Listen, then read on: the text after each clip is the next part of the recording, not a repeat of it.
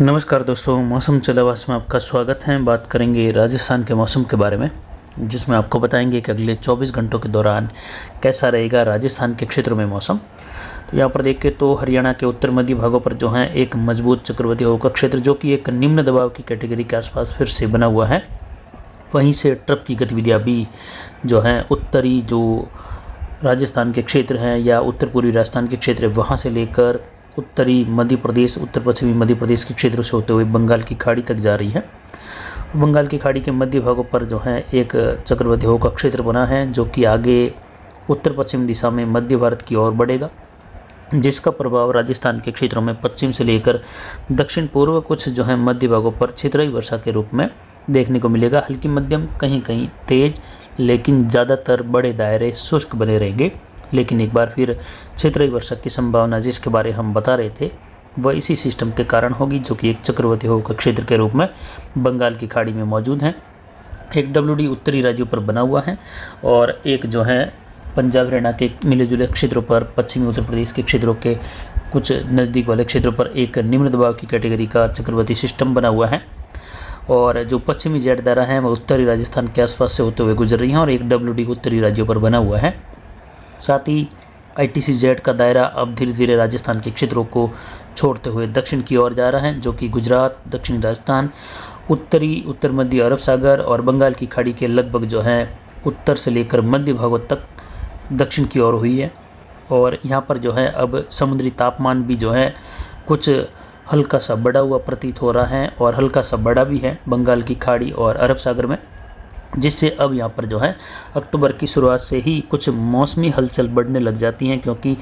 समुद्री तापमान बढ़ने लग जाता है। 29-30 डिग्री के बीच में यहाँ पर तापमान रहने लगता है, जबकि मानसून सीजन के दौरान यहाँ पर 27 से 28 के बीच में। लेकिन अब इन दिनों जो हैं जैसे ही सूर्य दक्षिणायन होने लगता है तो समुद्री तापमान 30 के आसपास तक पहुँच जाता है और बंगाल की खाड़ी का तापमान और अरब सागर के दक्षिण मध्य भागों का तापमान भी कुछ इसी के आसपास जो है अब बना हुआ है, जो कि आने वाले समय में यहाँ पर कुछ चक्रवाती सिस्टम बनने और उसके पश्चिम उत्तर पश्चिम दिशा में बढ़ने और दक्षिण मध्य भारत पर तेज वर्षा करने के साथ ही इसका कुछ असर जो है गुजरात, मध्य प्रदेश और दक्षिण पूर्वी राजस्थान, मध्य पश्चिमी राजस्थान तक के क्षेत्रों पर भी छितराई वर्षा के रूप में देखने को मिलेगा, जिसकी जानकारी हम पहले से ही दे रहे थे कि एक बार पुनः जो है पश्चिमी राजस्थान में फसल कटाई के दौरान किसानों को चिंता सता सकती हैं छितराई वर्षा की। मानसून वापसी की रेखा अभी भी वहीं बनी हुई है और आने वाले समय में देखें तो अरावली रेंज के क्षेत्रों से लेकर दक्षिण पूर्वी राजस्थान और मध्य राजस्थान तक मानसून वापसी की संभावनाएं लगभग पहले सप्ताह के अंतिम दिनों के आसपास जो है आगे बढ़ सकती हैं। जबकि कुछ उत्तर पश्चिमी जो भारत के अन्य राज्य हैं पंजाब हरियाणा से लेकर वहाँ पर कुछ जो है अक्टूबर में शुरुआत में मानसून वापसी की संभावनाएं बन रही हैं। लेकिन एक बार पुनः यहाँ पर उत्तर पश्चिम भारत के क्षेत्र में आने वाले समय में पहले दूसरे सप्ताह के दौरान मौसमी गतिविधियाँ गड़बड़ा सकती हैं। बारिश को लेकर पुनः यहाँ पर गतिविधियाँ हलचल पैदा कर सकती हैं। जैसे ही समुद्री तापमान अब बढ़ने लगा है तो हलचल और बढ़ने लगी है। ITC जेट का दायरा भी अरब सागर से लेकर बंगाल की खाड़ी तक पहुंचने लगा है, जिससे दो पवनों का मिलन यहाँ पर तेज़ी से होने लगा है, जिससे यहाँ पर अनुकूल माहौल मिलकर सिस्टम जल्द ही सक्रिय रूप में आ जाते हैं। और इधर एंटी साइक्लोन भी बना रहता है उत्तर पश्चिमी भारत पर, जिसकी वजह से यहाँ पर जो है सिस्टम को आगे बढ़ने में भी जो है अनुकूल माहौल नहीं मिल पाता। लेकिन जब जो है यहाँ पर सिस्टम काफ़ी ज़्यादा मजबूत हो जाता है और आगे से भी मजबूत आता है तो एक बड़े दायरे का मौसमी परिवर्तन वह सिस्टम कर देता है, जिससे छोटी मोटी जो बाधाएं होती हैं या जो विपरीत परिस्थितियाँ होती हैं वह भी जो है इसके अनुकूल होने लग जाती हैं, क्योंकि ये सिस्टम का प्रभाव लंबे चौड़े दायरे में होने लगता है और ये जो है आसपास के इलाकों को अपने अनुकूल बनाने लग जाता है। तो ऐसी स्थितियाँ भी बड़े सिस्टम के दौरान देखने को मिलती हैं। वहीं देखें तो अब जो है पूरी प्रशांत महासागर के क्षेत्रों से लेकर देखें तो तूफानों की गतिविधियाँ बनी हुई है। फिलीपींस के आसपास एक समुद्री तूफान नोरू यहाँ से गुजरेगा और उसके जो है पश्चिम दिशा में बढ़ते हुए पहले सप्ताह के दौरान बंगाल की खाड़ी तक पहुँचने की संभावनाएँ बढ़ गई हैं। यानी अब आने वाले समय में अक्टूबर, नवंबर, दिसंबर तूफानों के लिए काफ़ी अनुकूल है अरब सागर और बंगाल की खाड़ी के लिए, जिसमें अरब सागर में जो है सिस्टम के बढ़ने के ट्रैक जो है एक महाराष्ट्र के क्षेत्रों की ओर रहता है, कर्नाटक से लेकर महाराष्ट्र गुजरात के बीच, तो वहीं दूसरा गुजरात पाकिस्तान के बीच से राजस्थान की ओर भी जो है इसके ट्रैक की संभावनाएं रहती हैं। इसके अलावा ज़्यादातर संभावनाएं ओमान की ओर बढ़ते हुए इसके जो है अरब सागर के पश्चिम उत्तर पश्चिम दिशा में बढ़ने की संभावनाएं बन जाती हैं, जिसमें जो अरब देश हैं उनकी ओर बढ़ने की काफ़ी ज़्यादा संभावना रहती हैं। लेकिन अब जो है बंगाल की खाड़ी में पहले सप्ताह के दौरान जो एक मजबूत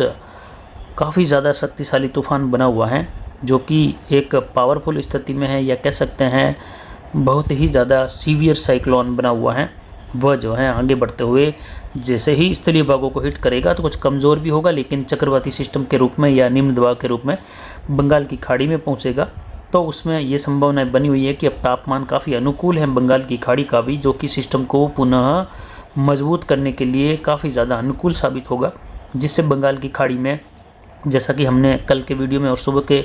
वीडियो में भी बताया था कि अक्टूबर के पहले सप्ताह के अंतिम दिनों से लेकर अक्टूबर के दूसरे सप्ताह के शुरुआती दिनों में सिस्टम जो है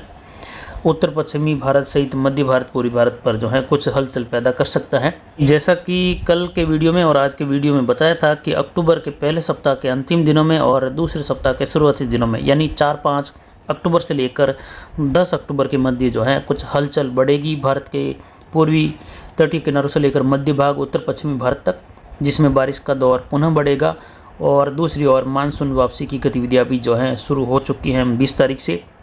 तो अब जो है एक तरफ मानसून वापसी की गतिविधियों का दौर है, तो वहीं दूसरी तरफ बंगाल की खाड़ी में इस बार शुरुआती दिनों में ही काफ़ी ज़्यादा हलचल देखने को मिलेगी। बार बार जो है बंगाल की खाड़ी में चक्रवाती सिस्टम बनने, यानी लगभग संपूर्ण बंगाल की खाड़ी का औसतन तापमान 29 से 30 डिग्री के बीच में बना हुआ है। उत्तर से लेकर दक्षिण, पूर्व से पश्चिम तक के इलाकों में, उत्तर से दक्षिण बंगाल की खाड़ी की बात कर रहे हैं और पूर्व से पश्चिम भी बंगाल की खाड़ी की ही बात कर रहे हैं, जहाँ पर काफ़ी ज़्यादा जो है अनुकूल स्थितियां बन जाती हैं चक्रवाती सिस्टम के बनने की, जिससे उम्मीद करते हैं कि बंगाल की खाड़ी में ये हलचल काफ़ी ज़्यादा बढ़ सकती है अक्टूबर के पहले 2 सप्ताहों के समय में, जिसमें यहाँ पर चक्रवाती सिस्टम बनने और उसके पश्चिम उत्तर पश्चिम दिशा में आगे बढ़ने के लिए अनुकूल स्थितियाँ रहेगी, जो कि आने वाले समय में उत्तर पश्चिम भारत तक का मौसम बदल सकती हैं। और मानसून वापसी की लगभग जो है शुरुआत हुई है, लेकिन जो सिस्टम अभी बंगाल की खाड़ी से निकलकर आगे आया था राजस्थान, पंजाब, हरियाणा, उत्तर प्रदेश, मध्य प्रदेश पर, जिसने भारी वर्षा दी, ऐसा नहीं कि ये सिस्टम इस मानसून सीजन का अंतिम सिस्टम होगा। इसके बाद भी मानसून सीजन का ही एक और सिस्टम बनने जा रहा है, जो कि अंतिम दिनों में होगा सितंबर के, और उसके बाद मानसून सीजन का एक और अक्टूबर के पहले सप्ताह के आसपास बनने वाला निम्न दबाव, जो कि डिप्रेशन की कैटेगरी तक जा सकता है, वह भी जो है या वेलमार्क से लेकर डिप्रेशन की कैटेगरी के बीच का हो सकता है, जिसकी संभावना फिलहाल 35 से 40% ही है, लेकिन फिर भी संभावनाएं बनी हुई है, जो कि आने वाले समय में घट या बढ़ सकती हैं, लेकिन संभावनाएं बनी हुई है। इसका मतलब कुछ तो हलचल जो है इसके अनुकूल हैं कि आने वाले समय में अक्टूबर के पहले दूसरे सप्ताह में गतिविधियाँ सिस्टम के बनने की बन रही हैं, जो कि मानसूनी सीजन का ही कहा जाएगा, क्योंकि जब तक जो है उत्तर पश्चिम भारत के राज्यों सहित पूर्वी मध्य भारत तक मानसून वापसी नहीं हो जाती, तब तक आने वाले सिस्टम मानसूनी सिस्टम के रूप में ही जाने जाएंगे। तो अभी और मानसूनी सिस्टम बनने की भी संभावनाएं बनी हुई हैं। एक अभी चक्रवाती सिस्टम के रूप में बना हुआ है, तो ये निम्न दबाव की कैटेगरी तक जा सकता है, जो कि अंतिम सिस्टम जो गया वह नहीं कह सकते। और उसके बाद जो है पहले दूसरे सप्ताह के बीच में भी एक और सिस्टम बनने की संभावना है, और उसके बाद जो है दूसरे और तीसरे सप्ताह के मध्य काफ़ी ज़्यादा हलचल वहाँ पर भी रह सकती हैं, जिससे मानसून वापसी उत्तर पश्चिमी भारत के कई राज्यों से हो भी जाएगी, लेकिन बंगाल की खाड़ी में ये हलचल जारी रहेगी, जिससे तटीय भागों पर समुद्री तूफान बनने के वही जो है गतिविधियाँ अनुकूल रहेगी, और समुद्री तूफान बनने की संभावनाएं भी इस बार काफ़ी ज़्यादा प्रभावी बन रही हैं बंगाल की खाड़ी में। मानसून सीजन 2022 की शरद ऋतु की शुरुआत से ही इस बार अरब सागर में भी जो है तूफान बनने की संभावनाएं ज़्यादा रहेगी, जो कि लगभग अक्टूबर और नवंबर के आसपास रहेगी विशेषकर, जिसमें दूसरे सप्ताह से लेकर चौथे सप्ताह के मध्य और नवंबर में जो है तीसरे सप्ताह के मध्य ऐसी संभावनाएं बन रही हैं। और यहाँ पर अगर देखें तो आने वाले समय में जो है बंगाल की खाड़ी में जो सिस्टम बनकर आगे बढ़ेगा, उसके जो है उत्तर पश्चिमी भारत की ओर बढ़ने से मानसून वापसी पर एक बार पुनः रोक लग सकती हैं अगर शुरुआत दोबारा शुरू होती है तो। लेकिन फ़िलहाल संभावनाएं उत्तर पश्चिमी कुछ राज्यों के या कुछ ज़िलों के आसपास ही बनेगी, लेकिन जैसे ही आगे बढ़ेगा उसके पहले ही दक्षिण पूर्व राजस्थान पर इसकी वापसी नहीं होते हुए और जो अरावली रेंज के क्षेत्र है वहाँ पर भी इसकी वापसी की संभावनाएं कम है। गुजरात के बचे हुए इलाके, मध्य प्रदेश के बचे हुए इलाकों में भी जो है मानसून वापसी की गतिविधियाँ दूसरे सप्ताह में होने की संभावनाएं लग रही हैं, लेकिन पहले दूसरे सप्ताह की शुरुआत में ऐसी संभावनाएं नहीं है, क्योंकि आने वाले समय में यहाँ पर मानसूनी गतिविधियों की फिर से हलचल बढ़ सकती हैं, ऐसी केवल संभावनाएं हैं। एक पूर्वानुमान के तहत आपको नहीं बता रहे हैं, केवल एक हिंट के तौर पर बता रहे हैं। और इसकी विस्तृत जानकारी जब जो है सितंबर का अंतिम दिन होगा या 1 अक्टूबर की शुरुआत होगी, उस समय आपको जानकारी देने की कोशिश करेंगे कि किस प्रकार आने वाले समय में यहाँ पर सिस्टम रह सकता है। लेकिन जो नौरू तूफान बना है वह जल्द ही बंगाल की खाड़ी में बढ़ेगा और यहाँ आकर जो है पुनः ये सक्रिय होगा और निम्न दबाव बनते हुए वेल मार्क और डिप्रेशन की कैटेगरी तक जा सकता है। और ये काफ़ी प्रभावी सिस्टम उत्तर पश्चिमी भारत के क्षेत्रों की ओर रुख करेगा, जिसमें ये कहाँ तक आगे बढ़ेगा फिलहाल इसकी संभावनाएं पूर्वी राजस्थान तक और कुछ उत्तर पश्चिमी मध्य प्रदेश और पश्चिमी उत्तर प्रदेश तक के क्षेत्रों पर बारिश दे सकता है। ऐसी संभावनाएं फिलहाल अभी के हिसाब से देखें तो 50% 50-50 बन रही हैं। और अगले 24 घंटों के दौरान देखिए तो पश्चिमी राजस्थान मौसम शुष्क बना रहेगा। जोधपुर संभाग के ज़्यादातर इलाकों में, छोटे इलाकों पर अरावली रेंज में बौछार गिर सकती है, जैसा कि आज सुबह भी अरावली रेंज के क्षेत्रों में बौछारें सुबह के समय में अरावली रेंज में कहीं कहीं देखने को मिली थी। कल भी ऐसी संभावना है। कोटा के और जो उदयपुर संभाग के दक्षिण पूर्वी जो बॉर्डर वाले क्षेत्र हैं मध्य प्रदेश के, यानी झालावाड़, बारां, कुछ डूंगरपुर, बांसवाड़ा के आसपास बौछारें गिर सकती हैं। बाकी दक्षिण पूर्वी राजस्थान के ज़्यादातर इलाके शुष्क बने रहेंगे। उत्तर पूर्वी राजस्थान में झुंझुनू, अलवर और भरतपुर से लेकर कुछ इक्का-दुक्का स्थान सीकर के जहां पर बौछारें गिर सकती हैं, ज़्यादातर मौसम शुष्क बना रहेगा। वहीं उत्तर पश्चिमी राजस्थान के गंगानगर, हनुमानगढ़, चूरू, नागौर के क्षेत्रों में देखें तो ज़्यादातर मौसम शुष्क बना रहेगा। कुछ हनुमानगढ़, चूरू के आसपास बौछारें या बूंदाबांदी होने की संभावना हल्की मध्यम बन रही। बड़े दायरे यहाँ पर शुष्क बने रहेंगे। लेकिन आने वाले समय में देखें तो अक्टूबर में जो है फिर से शुरुआती दिनों में कुछ हलचल बढ़ने की संभावना है। वहीं 27-28 सितंबर से लेकर लगभग 3 अक्टूबर के मध्य